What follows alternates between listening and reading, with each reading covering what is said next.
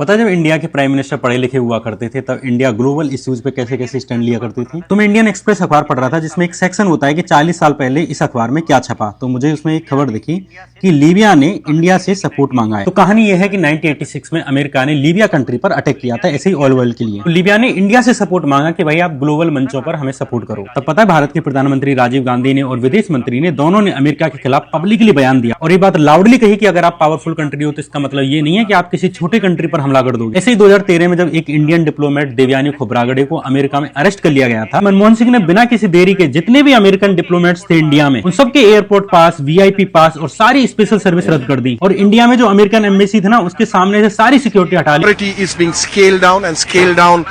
Scale down massively. Last में America को झुकना पड़ा और देवयानी खोब्रागडे पर जो केस लगा रखा था ना वो वापस करना पड़ा। और भाई अब वाले को देखो, पूरे दिन गाजी, अकबर, औरंगजेब, बादशाह, शाहजहां, जहांगीर, मोहम्मद बिन तुगलक सबके नाम लेते हैं लेकिन ट्रंप का नाम नहीं लेते। सैकड़ों इंडियंस को ट्रंप ने हाथों में हथकड़ियां बांध बांध के हवाई जहाज से भेजा। कम से कम 35 बार कहा कि मेरे दबाव के कारण इंडिया ने पाकिस्तान के खिलाफ युद्ध बंद किया। भाई इंडिया पे 50-50%, 100% टैरिफ लगा दिए, शेयर मार्केट गिरा दिया और ये भी कह दिया कि मोदी मुझे खुश करने में लगे हुए हैं। लेकिन मेरे महबूब सनम नेता और वर्ल्ड लीडर मोदी जी ने एक बार ट्रंप से नहीं कहा कि भाई इंडिया एक इंडिपेंडेंट कंट्री है और तुम डिसरिस्पेक्ट करना बंद कर दो।